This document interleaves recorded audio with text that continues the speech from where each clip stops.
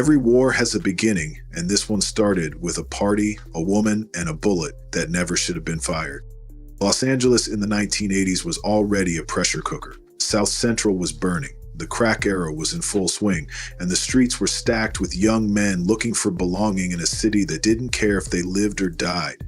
Street corners doubled as territories, alleys became borders, and in the heart of it all, in Pico Union and Westlake, two groups were about to collide in a way that would reshape gang culture for the next 40 years. This is the story of Shaggy, a name most people outside of Los Angeles have never heard, but a man whose death at a house party in the mid-1980s sparked one of the longest and deadliest gang wars in American history. To understand what happened that night, you need to understand who was in that room and why they were there in the first place. On one side was 18th Street, Barrio 18, a gang that traced its roots back to the 1960s in the Pico Union district near the intersection of 18th and Union Avenue. They were the first to break the Mexican-only rule that older sets like Clanton 14 enforced. Clanton 14 had a strict policy. You had to be born in Mexico. Mexican Americans born in the United States, not welcome. Central Americans from El Salvador, Guatemala, Honduras, forget about it. So the rejected kids formed their own gang. 18th Street let anyone in. Mexican, Mexican-American, Salvadoran, even black and white members if you could prove yourself. As long as you put in work and repped the number, you were in. By the mid-80s, 18th Street was everywhere. South Central, Englewood, deep into the West Side. They'd become massive, one of the largest Latino gangs in Los Angeles, with dozens of cliques operating under the same banner but running their own operations. They answered to the Mexican mafia when they had to, paid their taxes, but 18th Street was so big they operated almost like their own brand. Then came the other side of this story. In the early 1980s, a wave of refugees arrived in Los Angeles from El Salvador. These weren't typical immigrants looking for work. These were war refugees, kids who'd seen El Salvador's brutal civil war before they hit high school. Government death squads, guerrilla fighters, bodies dumped on roadsides, villages massacred. Some of these teenagers had been child soldiers. They'd held guns, seen combat, and watched people die before they were old enough to drive. When they landed in Westlake and Pico Union, the same neighborhoods 18th Street called home, they carried that trauma with them, a look in their eyes that said they'd never be afraid again. Those Salvadoran kids initially banded together for survival, not for violence. They were metalheads. Stoner kids who loved Black Sabbath, Judas Priest, Iron Maiden. They hung out in MacArthur Park, listened to music, and tried to find community with each other. But the established Mexican gangs, including 18th Street, saw them as easy targets. They mocked them for their accents, they extorted them for their lunch money, they beat them up just because they could. So the Salvadoran kids organized. They called themselves La Mara Salvatrucha, the Mara, gang or crew in Salvadoran slang, Salvatrucha, a reference to both their Salvadoran heritage and their metalhead stoner roots. They adopted the number 13 to show respect to the Mexican mafia and Southern California gang culture, becoming MS-13.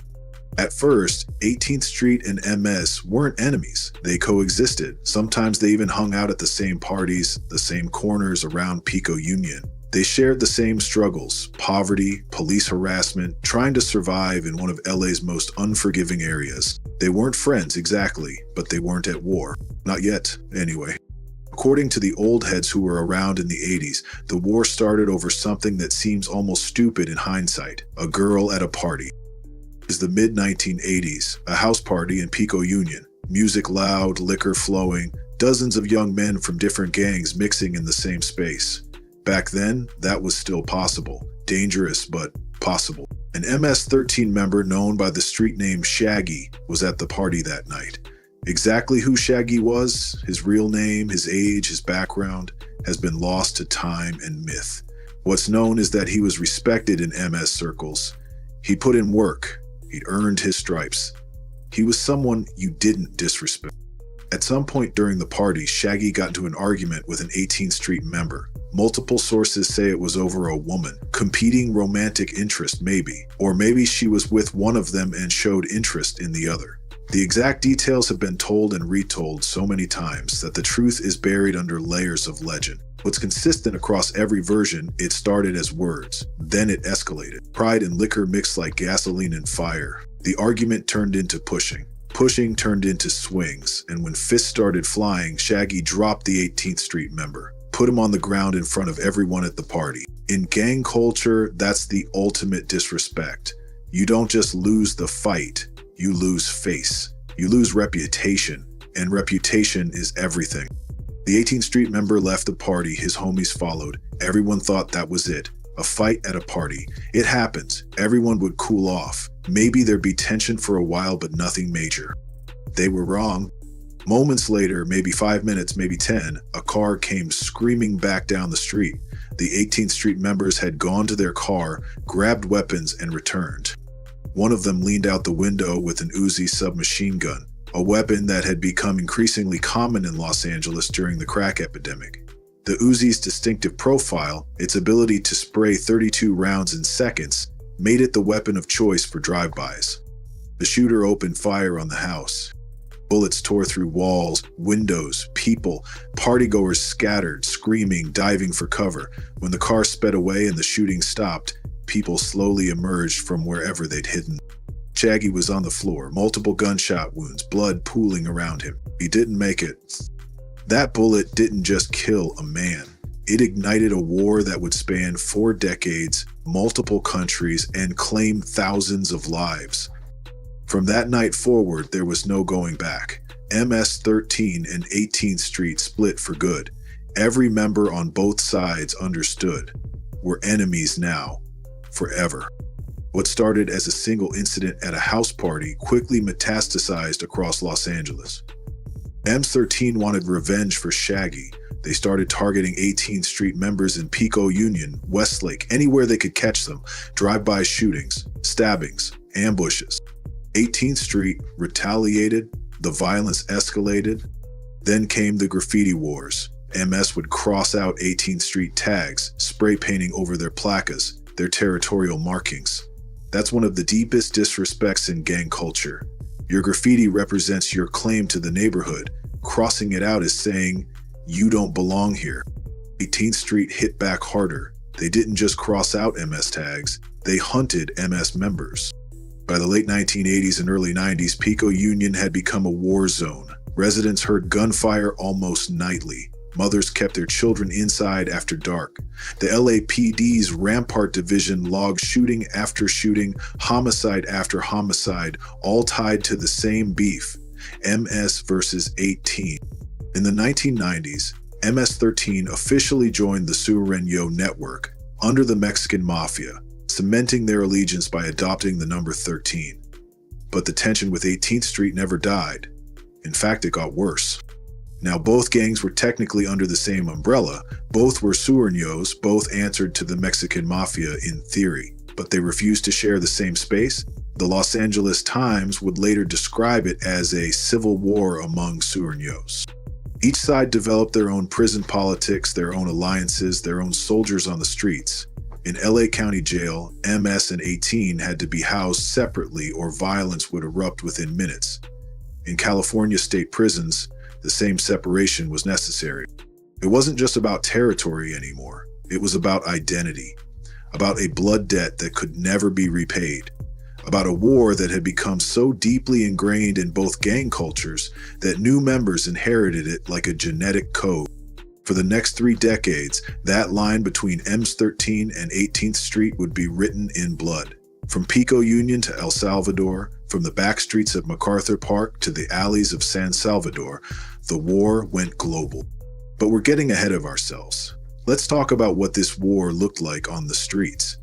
Let's talk about the people who got caught in the crossfire.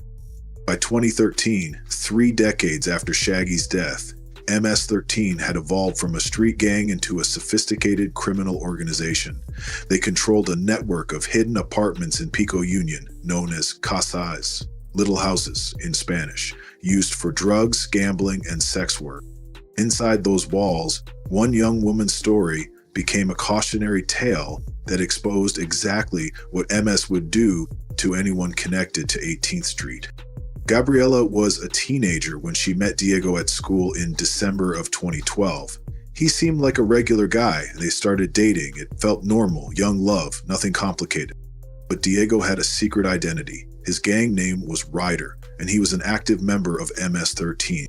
Through her relationship with Diego, Gabriela was introduced to the world of the Cajitas. She started visiting the 21st Street location regularly. At first, it probably seemed exciting. Always people around, always something happening, a sense of community, even if it was built on illegal activity. She started using drugs there. Then she dropped out of school. By March of 2013, Gabriela was living full-time at the Cajita, working as a hostess, sitting and drinking with male patrons, providing company. She also helped with small drug deals. She'd gone from being a high school student with a future to being fully embedded in MS-13's criminal infrastructure in just a few months. But Gabriela had a dangerous secret. She had relatives and friends who were members of 18th Street MS' mortal enemy. She communicated with them regularly through text messages and Facebook. Some of her social media posts showed her with 18th Street members, photos, comments, gang signs, and pictures, digital evidence of her connection to the enemy. Her phone wasn't password protected. Anyone at the Cajita could pick it up, scroll through her messages, see her Facebook, and discover her ties to 18th Street. When Gabriela was at the Cajita, Diego and a woman named Wendy typically took her phone away from her, supposedly for safekeeping, but really for control. Other people would use her phone to make calls and send texts. She couldn't control what they might see. Gabriela lived in constant terror. She knew the rules. In gang culture, you can't be neutral. You can't maintain relationships with enemy gang members. That's the ultimate betrayal. She spoke to Diego multiple times about her fear. She was terrified that MS members would discover her 18th Street connections and kill her for it. Diego repeatedly assured her she was safe, that he would protect her, that nothing would happen because she was with him.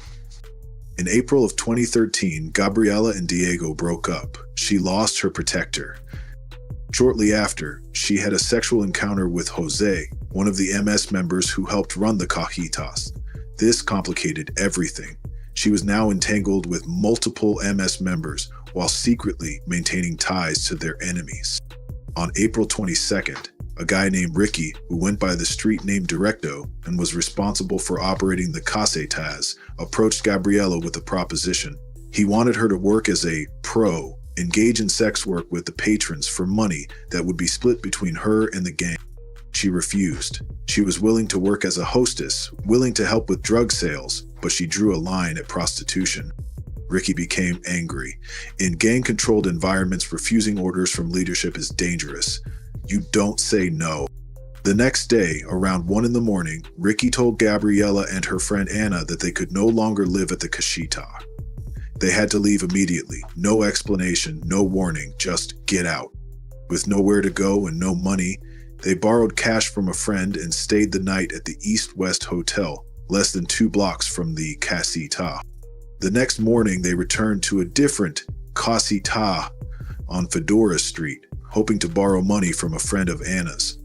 When they arrived, a guy named Ruben was there. Shortly after, Ricky, Edward, and Jose showed up together. They didn't speak to the women.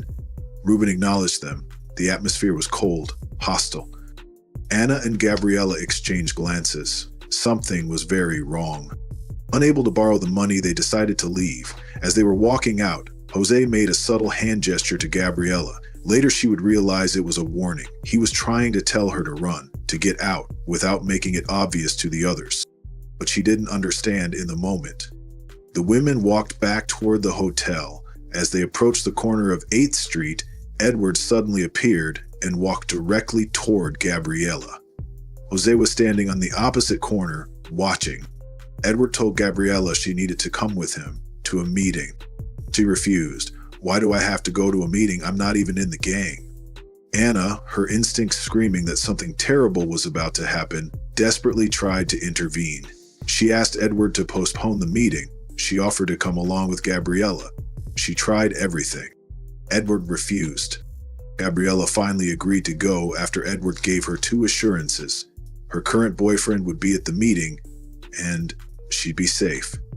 She handed her phone to Anna and quietly asked her to call her family if something happened. Those words, "if something happens," show she knew. On some level, she understood this wasn't really about a meeting. And so, Edward and Gabriela began walking toward San Marino Street. Jose and Ruben walked parallel to them on the opposite side of the street, shadowing every step. This wasn't an escort. This was a setup. After 2 blocks, Edward stopped. The street was empty. He pulled out a small silver handgun. He told Gabriela, "You can leave." Before she could process what was happening, Edward said the words that revealed the true reason. "Fake teen. Mara rules here. Fake teen, fake 18th Street." He was calling her a traitor, someone who pretended to be down with MS while secretly loyal to their enemies. Then he shot her in the chest from 2.5 feet away. Gabriela tried to run despite the bullet in her chest. She made it a few steps before collapsing in the middle of the street. Jose walked up and stood over her as she lay bleeding on the pavement. He waved the gun side to side in a mocking gesture and laughed. The cruelty wasn't just about killing her, it was about demonstrating dominance, showing disrespect to someone dying. All 3 men fled on foot. When LAPD arrived minutes later, they found Gabriela lying face down in a pool of blood. She'd suffered multiple gunshot wounds but was somehow still conscious, pleading for help. She had extreme difficulty breathing. A bullet had punctured her lung. She couldn't speak clearly, but she tried with everything she had to tell the officer who shot her. She managed to gasp out, "Nina from Normandy," giving police a nickname and a clique name, a crucial clue.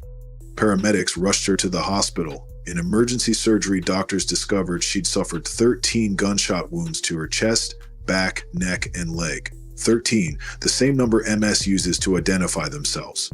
1 bullet had missed her heart by 1 millimeter. 1 millimeter is the difference between Gabriela being a murder victim or a survivor who could testify against her attackers. She survived. After weeks in a coma and months of recovery, Gabriela lived to tell her story.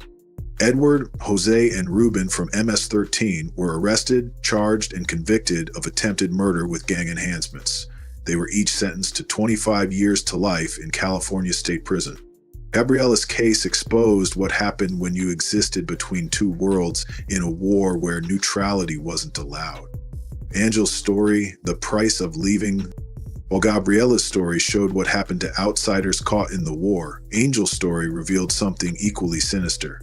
MS-13 didn't just tax the streets. They taxed their own members who tried to leave.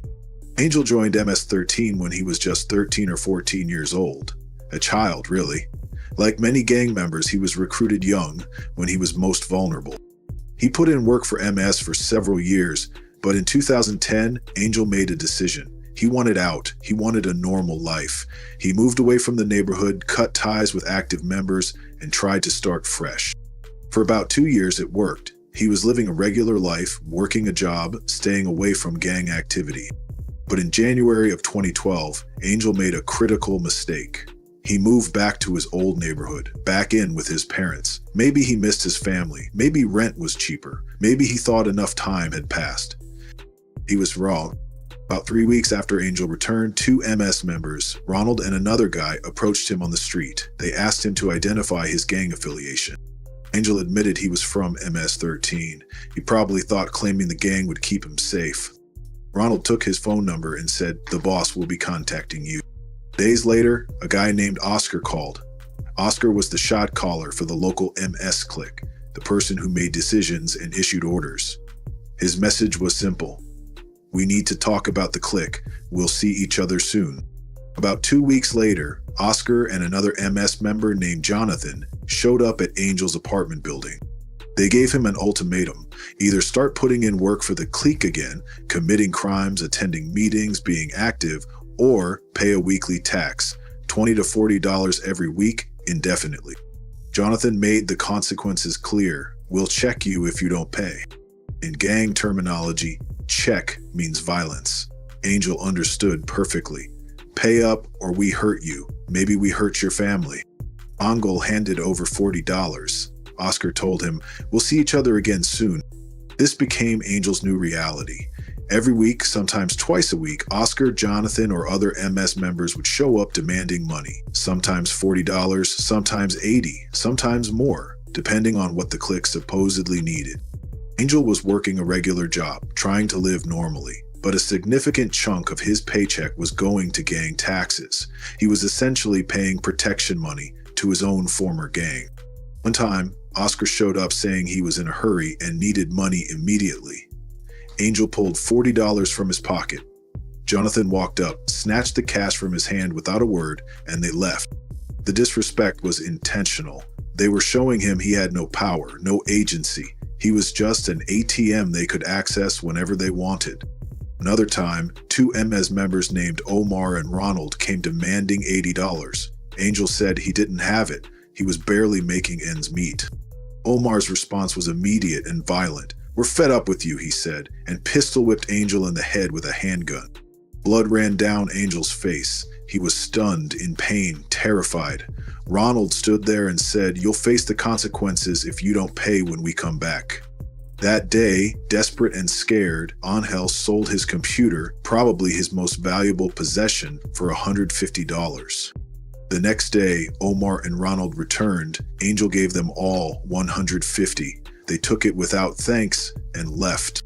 Days later, they were back, asking for more.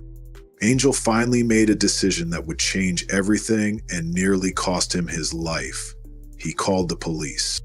After LAPD gang detectives interviewed him, they saw an opportunity. Angel had direct, regular contact with active MS members.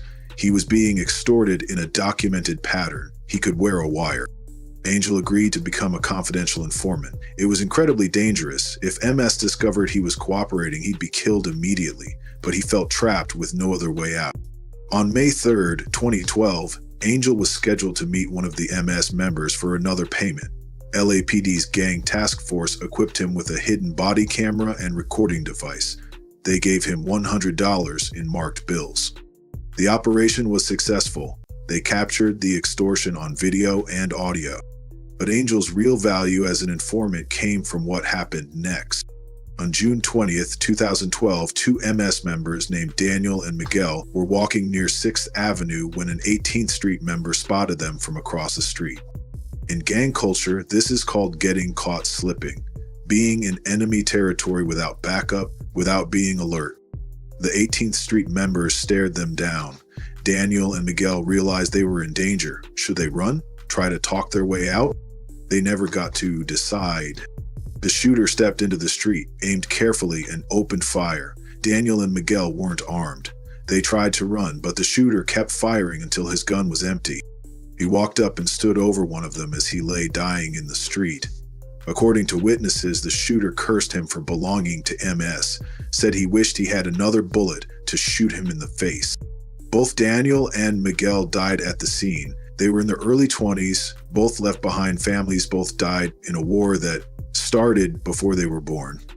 The next day, Oscar, the MS shot caller, contacted Angel and demanded money specifically to help pay for funeral expenses. Gang funerals are expensive, and MS expected all members, even inactive ones like Angel, to contribute. The violence continued, escalating. On June 27th, an 18th Street member shot at Ronald's car in a drive-by, riddling it with bullets. Ronald barely escaped with his life. Then, on July 4th, the situation reached a breaking point that would expose the entire operation. Oscar's superior, a shot caller named Castro, contacted Angel with a direct order: kill a member of 18th Street. Castro arranged to meet Angel to show him a photograph of the intended target, someone they'd identified as vulnerable or deserving of retaliation. For Angel, this was the nightmare scenario. If he refused, he'd be killed as a traitor. If he went through with it, he'd be a murderer. Angel immediately contacted his LAPD handler, Officer Guerrero. Police couldn't let Angel get deeper into this. They had enough evidence. It was time to move. Now, Castro was arrested that same night, July 4th, before the murder plot could advance. But Angel's cover was immediately blown. The next day, both Oscar and Castro, despite Castro being in jail, managed to call Angel. They called him a rat. They accused him of betraying the gang. They made it clear what was coming. Within hours, LAPD informed Angel that MS-13 had issued a green light against him, a kill-on-sight order. He was now marked for death by his former gang. Angel was immediately relocated by law enforcement to an undisclosed location far from Los Angeles. He had to leave his family, his job, everything behind. His parents likely had to move too, since MS would target them to get to him. Oscar, Jonathan, Omar, and Ronald were all arrested and charged with conspiracy to commit extortion with gang enhancements. At trial, Angel testified against them despite the danger. All four were convicted. Oscar and Jonathan received 49 years to life. Omar and Ronald received 42 years to life. They'll die in prison, but Angel will spend the rest of his life looking over his shoulder. The streets still run red. The war didn't end with those convictions. It never ends. September 21st, 2014. Around 1 in the morning, a young man named Brian from 18th Street was waiting at a bus stop at the intersection of Wilshire Boulevard and Western Avenue. A dark pickup truck stopped at the red light next to the bus stop. Inside were several young men. Brian and the guys in the truck made eye contact. They exchanged gang signs, throwing up their sets, acknowledging each other. This happens constantly in Los Angeles. Usually that's all it is, an acknowledgement. I see you, you see me. We're enemies, but not right now. But then Brian raised his middle finger. Fuck you and your gang. The light turned green. The truck drove off and turned the corner. Brian said to the person next to him, "Man, something's about to pop off." He knew. He'd just disrespected unknown gang members. In gang culture, disrespect demands a response. Minutes later, two men walked to the bus stop from where the truck had gone. They'd parked around the corner and come back on foot. Brian tried to de-escalate. "Everything good, fool?" Too late. One of the men produced a handgun, racked the slide, that distinctive metallic click of a round being chambered, and opened fire from 8 feet away. Brian tried to back up, tried to get away, but there was nowhere to go. Multiple shots hit him. He fell onto a woman who'd been sitting there selling tamales, an innocent bystander in the wrong place. They both hit the ground. The shooters ran back to the truck and sped away. Brian suffered gunshot wounds to his head and back. He died at the scene, bleeding out on a bus stop sidewalk over a middle finger. An MS member named Christian Hernandez was eventually arrested and convicted of second-degree murder. He was sentenced to 15 years to life. Brian's murder represented the senseless continuation of a war that started at a party decades earlier. He wasn't killed over territory or drugs. He was killed because he disrespected someone, and in gang culture, that's enough. When the war went gone.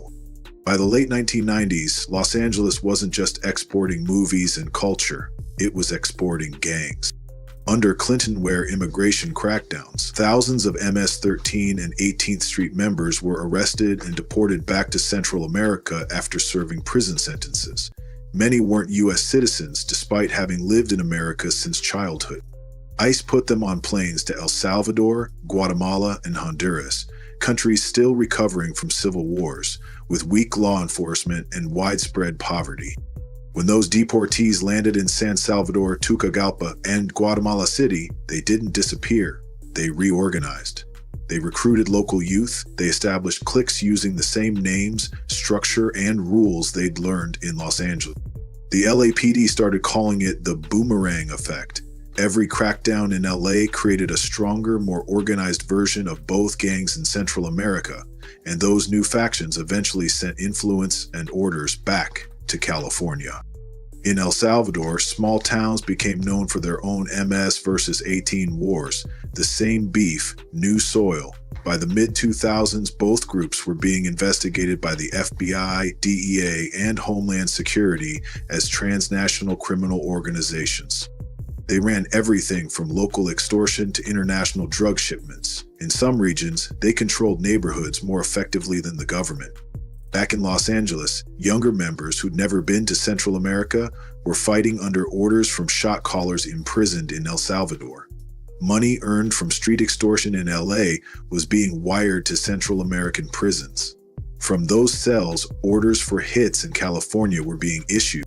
This wasn't a local rivalry anymore. It was an ecosystem, a self-perpetuating cycle of violence spanning multiple countries.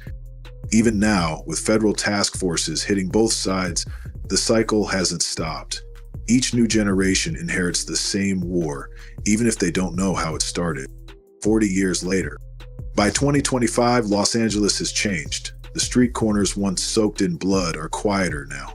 The graffiti has faded, but the fear still lingers in Pico Union, Westlake, MacArthur Park, the neighborhoods that raised both gangs. Ask anyone who's lived there and they'll tell you the war never officially ended. It just went underground. Generations later, kids who weren't alive during the first shootouts still grow up under invisible borderlines. MS-13 still holds pockets of power in Westlake. 18th Street remains dominant in South Central and beyond. The violence is intermittent now, but it's still there. The truth is, MS-13 and 18th Street share more history than they admit. Both were born from poverty. Both were abandoned by the system. Both were exported and re-imported through deportation policies that turned neighborhood beefs into international conflicts. And now, as social media replaces street corners, new recruits watch the old wars on YouTube and TikTok and think they're documentaries, not warnings. For Los Angeles, the legacy of this rivalry isn't just written in headlines or court files. It's written in murals for the dead, in the silence of mothers who lost sons, in the survival strategies of communities that learn to navigate fear. Because long after the sirens fade and the news cameras leave, what's left behind are neighborhoods that learn to live between fear and resilience. That's the story of Shaggy, a man whose name most people will never know. A man who died at a party in the 1980s over something stupid: pride, liquor, a woman. But his death started a war that's still being fought today, 40 years later, thousands of lives later, multiple countries later. One bullet, one party, 40 years of blood.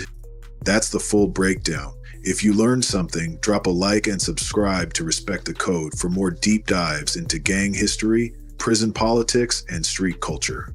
Till next time, watch your step and respect the code.